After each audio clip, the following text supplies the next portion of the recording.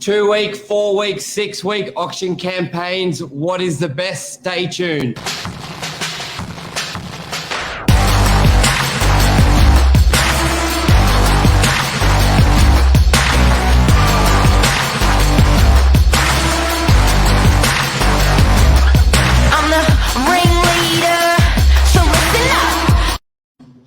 Welcome to Morning with myself, Michael Bergio, Mark Novak, and special guest, the boss, Lisa Novak. You're a brat, Berg. How are we all this morning? Feeling fresh? Bergio looks like a Bergio sandwich. Yeah. Hello, guys. Hi, guys. I'm keeping my glasses on. I may or may not have had a very, very entertaining night. That's all right. That's all right. Thank you to Hugo's at Manly. Thank you to Hugo's at Manly, absolutely. It's coming up to the birthday weekend, so celebrations all around. It's Lisa's birthday. Not today. 22nd. Mark makes the birthday. It's on Friday. Right, beautiful. What? But basically coming into Chrissy, everything's going to be, it's this sort of next month will just be a hangover. Christmas parties, Christmas. So I think just get used to it. Bring it on. But we're all entitled to it. You know that? We're all completely entitled to it. It's been a tough year. It has. It's been a tough year. Yeah. Well, let's get into it. Let's talk about auctions. Auctions. There's many different auctions. A lot of people do sort of a 4-week campaign, sometimes a little longer, sometimes a little shorter.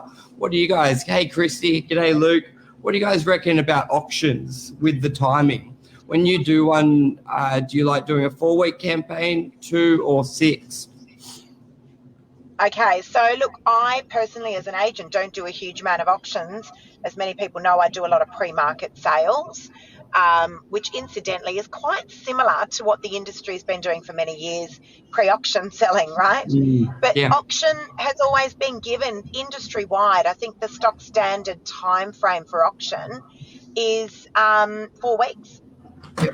You know, we start the campaign and then we generally do on the 4th week of the campaign, we generally set the auction. So, and it's always been interesting to me, Birch, coming into sales again, you know, just over 2.5 years ago, I was like, wow, that seems like quite a long time. But I guess that's the industry called that the 4-week test of the market, I suppose, right? But don't forget that what auctions were modelled off and the type of marketing that auctions were modelled off. Auctions for property have been around like hardcore for probably about 30 years ago. Yeah. And the actual technology has changed rapidly in that 30 years. So before, when we were auctioning properties, we were relying on print, on newspapers, on deliveries into letterboxes, and technology has changed, but the duration of an auction has not. Oh my God, that is such a relevant point. That's a good point there. And I love that. And so, Bird, you know what my favourite saying is, don't you? When the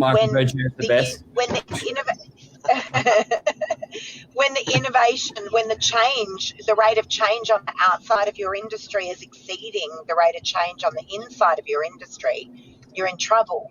And so, you know, you've got to ask, is this a question around that? Because is the 4-week auction campaign now too long? And then what happens when you're in a red hot market like many of us are now, and you've got buyers galore and not a huge amount of listings?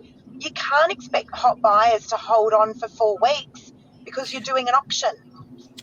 Yeah, and I think a good point, which goes into what you both just said, getting the property on the market was so much longer and you didn't have as much exposure. Like, look at our pre-market now is almost busier than being on the market through database, social media, and look at the quality and the speed of getting it up and running. So I think back in your day, Mark, when you started, basically your 4-week auction, there would have been very minimal exposure prior to that start date going live on the in the paper, live online, maybe a couple hot buys here or there that you bring through, you would have brought through. But now when you look at, if we book a 4-week auction, that 1 or 2 weeks lead time for everything, we've already probably had 10,000 views on Facebook. We've already had people coming through and a lot of offers. So Had offers, correct. So I would suggest that overexposure is as dangerous as underexposure. And what I mean by that is a 4-week. If you're over marketing a property and it's just like still not sold, that's just as dangerous with price, with getting, you know what I mean? Like you got to watch. So, you know, I think, guys, we've got to be really careful about these 4-week auctions now. And ahead of the curve, I reckon we're not going to be doing them any longer. Oh, that's a massive call. Well, you know, but can I ask this, Burge? What happens then in the lead up to things like Christmas, where as an industry we start talking dates instead of days or months? We start actually talking dates. So, you know, there's no point doing a 4-week auction campaign which is going to push right up against. Oh, hang on, Lisa. Let me unmute you. Lisa, you've muted yourself. Hang on, guys. Where'd Marco? Just give it a sec. Sorry, guys. Technical hitch. Yeah, all but good. You know, that's always quite interesting. Now, I know for a fact that someone like Josh Tesselin, who started to do quite a few auctions of late, and I don't know if that's because he joined the Ray White group and that's the way those guys do things, but I know for a fact that he's doing short, sharp auctions, right? So he'll bring on a listing and then he'll call the auction in 10 days' time. And I think that's great. We do a lot of those, right? We do these snap auctions. Yes, what we call a snap auction. And this is where you can do a short auction when you've done a great pre-market campaign with lots of offers, and the owner wants to go to on the market just to make sure they've ticked that box so they can look back and say, yep, I know I've done everything. Like even if it's a very successful pre-market, I think what we're going to do more and more, and which we have done, are the snap auctions. So you do a week or two pre-market, busy, and then you come on to realestate.com for basically 2 weeks and you let it rip, because there is always that fear because put it this way, if you show let's say you've got the hot buyer which saw it in pre-market, then there are 2 weeks pre-market, and then you go to realestate.com 4 weeks. It's very hard to keep a buyer around for 6 weeks. They're just going to look elsewhere, and you may lose that buyer. But don't forget, agreed. And for anyone who's a bit foreign to real estate, we're talking about auctions. The general said thing to do is by the time you have your first open house to by the time you sell the property, it's normally a 4-week or 4.5-week duration. And we're talking about that process, shortening that process. Guys, you've got to look at the fundamentals of this. The sales process of selling anything in the world has become shortened. The sales process of selling anything in the world has become shortened. eBay has helped us with that. eBay is an example of that. Amazon is an example of that. Carsales.com is an example of that. Pexa with lawyers getting it done over electronically is an example of that. Every process has been shortened to get shit done, except for the bloody 4-week auction campaign process. That's still sitting with all the technology, it's still sitting at 4 weeks. Why are agents still doing the 4 weeks? And who actually called it in the industry and said, that is the test of the market, that's where we draw the finish line at the 4-week mark? So, you know, and I agree. I just think 4 weeks is way too long these days. It's great exposure for the real estate agent. I reckon that was a big component of it. Is that what it is? It would have been 4 weeks in the paper. I reckon definitely would have been one of the reasons. I agree. It used to be 4 weeks in the paper. It used to be 4 weeks in the paper. And Mark, you're so right about what you said earlier on in the show. For those of you guys that missed that, I'm just going to put my sunnies back on. For those of you guys that missed that, it is so true, because, you know, when we used to place ads in the newspapers or have to get DL cards made up to drop in letterboxes, that process was timely. It was so timely. There was generally, we had to book Manly Daily a week ahead of time, if you guys remember. And so everything was pushed out and everything was made longer. These days, doesn't need to be that way. If you've got, I did do an auction. I don't do many of them, but I did do an auction about a month ago, and we had a number of offers come in, and I said, guys, let's just hold the auction next week. We've got 9 buyers here. Let's just hold the auction next week. Auction. We can't possibly expect these people to wait on. And I just think that's craziness. And is it more about the agent than it is about the actual vendor's interest and property itself? That's the question you've got to ask. That's a good segue into my point for this is I don't mind the 4-week auction campaign, but I think agents are being lazy and not adapting. So it's almost like a default setting. They're not each campaign is case by case. So if you've done a monster 2-week pre-market campaign, you shouldn't be doing a 4-week auction campaign, in my opinion, if you've got buyers. If you're coming onto the market with no pre-market, then I don't mind a 4-week campaign. Also, what I don't mind doing, which is a good tip as well, when you're in between, you set the auction, but you don't set the date. So you can gives yourself flexibility, because when you get one of those properties come to market and you're like, I'm pretty sure this will be a unicorn property that will get a lot of buzz, but the market's a little bit iffy. So let's market as an auction.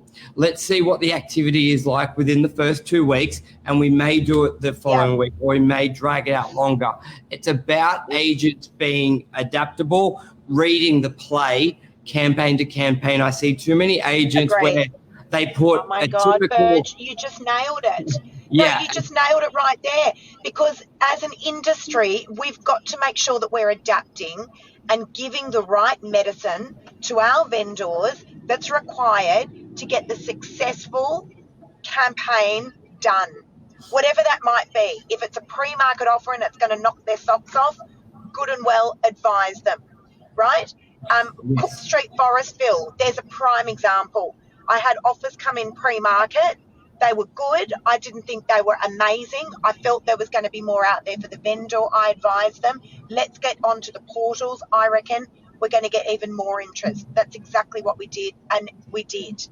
And you got to remember, guys, it's if you have the hottest buyer in the marketplace that's going to pay the absolute maximum for the property, they're not going to see it in week 3 or 2 or week 4. They're going to see it, bang, first hour, bang, as soon as it comes on. Why? Because they're so freaking hot. They've registered on the on every agent's database. They're so hot. They've registered on realestate.com, for example. They've registered themselves. They're looking everywhere, every day, all the time. They are keen. Exactly. So that 10-year. My question is, the newfound ways to sell properties in the last 10 years with technology, how have they changed the 30-year-old auction process? They haven't. I agree. And it always intrigues me, like, why? Pre-market. But guys, we all know as agents, all right, if we're going to do the stock standard marketing campaign that the whole industry's doing, let's look at that for a sec. We got vendor paid advertising, and we put the property onto realestate.com and domain, okay? We know in week 1 there's going to be we would hope there's going to be a huge level of activity, inquiries. We're going to see really decent buyer numbers coming through open homes. Week 2 is still good, but it's starting to taper. I can assure you by week 4, you're lucky to have anyone coming to your open homes, let alone getting them to hold on tight for an auction campaign. Real buyers. It's barbaric to me. It's barbaric. The industry needs to wake up. Waste of time, waste of money. And you've got to, again, we've got to ask ourselves, is that for the betterment of the agent or for the betterment of the client? Week 4 is a waste of time and a waste of money. You're onto something there as well, because we know if a property's on the market after 4 weeks, there's sort of something wrong. Like there's something wrong. Promotion, price, or the property. So why, if you do that sort of auction campaign within sort of end of week 2, week 3, let's say if it doesn't sell for whatever reason, then it's still pretty fresh. But when you drag it on for 4 weeks, it doesn't sell. When you're 6 weeks on the market, especially in our area, that's like I'm not even going to bother looking at it. But another thing that really sort of pees me off with not agents reading the play with the length of the auction, but also auctioning properties that should not be auctioned. Like, we've gone through this in the show before. You've got your A, B, C, and I find a lot of agents do it to hide away from their lack of negotiation skills and lack of hunger as well. It's almost like set and forget, rock up on the day and hopefully it buys it. And a lot of agents get away with it because we live. Yeah, but you know why the industry. Yeah, but you know what, Burge? You know why the industry does that? Because it always baffled me as well. I was always like, what do you mean you've got an auction and then you haven't set a date? They need to give it some finality. They need to create that urgency. You know, oh, well, we're going to take the property to auction. They need to create the urgency, right? So that's why the industry does this. We're going to be taking the property to auction. You know, and I've always said coming into the industry, and I know I disrupted quite a lot of things, but you know, there were many things that I saw with a fresh set of eyes coming into the industry, having already been, you know, in the back seat for a long time. Long time. A long time. And that was, you know, if the industry truly believes that the auction, the 4-week final, you know, the 4-week finish line is at 4 weeks, then why are agents selling before the auction? Yeah, and I think it's key to always leave it open. You know, because I've not so much now, but, you know, certainly up until about a year ago, I copped a lot of flack for a lot of the pre-market sales that I was doing. You know, the industry said, oh, well, you haven't tested the market. Tested the market? Excuse me, real estate people, why are you selling properties then pre-auction if the auction's the finish line? You know? Yeah. But anyway, look, it's interesting. We have certainly been stuck in a time warp. I think, you know, most of the people in the world now know that, you know, Novak have disrupted many things in the real estate industry, but it's just stuff that we saw ourselves. We love service. The oracles. But the Matrix. The Matrix. I love that. But, you know, we love service, right? And Birch, you would agree. You know, you go online these days and when you want to order your food, you're ordering based on what's going to be at your door fastest, or the Uber that will be at your car at your front door the fastest. He was looking at food, rather than looking at the actual type of food, he was looking at who would deliver fastest. And I think that's been a big shift for a lot of people in everything you do. And I was looking at lighting last night. Sorry, Mark. I was looking at lighting last night for our home, and there was some great, gorgeous things that I saw, but none of them were actually in stock. They're on consignment, and they're bringing them in from overseas. Yeah, and I actually go to Bunnings. What I typed into my search engine, not that kind of lighting. What I typed into my search engine was delivery within 3 days, lighting Australia. Because that's what we want. Exactly. That's what we want. Alrighty. That's a wrap. Not cheapest. That's a wrap for this morning. I want to keep talking. I missed the McDonald's drive-thru. I was hoping to go through the McDonald's drive-thru and I missed it. I was talking too much. You should come on the show more often, Lisa. You were very excited this morning, Burge, when you heard I was coming on. Yeah, just whoo. It's good. I just got to work a little bit in there with the conversation, though. You just got so much goodness to say. I can't stop to it. That's me. I'll never be remembered for being quiet. So for anyone who doesn't know, the average. The average female has a word count daily of about 4,500, and in fact, an average male has a word count of about 1,500. So that's why Lisa's been talking so much. Pretty sure I think I got all my words out this morning before 8. Yeah. Like, I was so happy when you said that's a great point, but when you sort of interrupted in the middle of my second part of my point and just continued, I was like, well, the next point would have been fucking better. Well, do you want to get it out now? I'll be quiet. No, it's okay. It's good. I appreciate it. You're over it now. I'm over it now. I just found it funny. All righty. It was great. We'll have you back on maybe next week sometime. Well, thank you. Yeah. Mark, see you later. Have a good one. You. Oh, Mark's here. No, I think Lisa said everything I want to say. Oh my God. Yeah. So then, you know what? I'm never coming on this show ever again. Don't worry, Mark. You've got your breakfast at Novak. You can get a few words in then. Thank God. I might host that today, actually. Yeah. Oh. Oh. All right, give me that mic. Give it. All right, guys, have a good Buddy, one. thank you, everyone. Bye. See you later. See ya. Bye. Bye.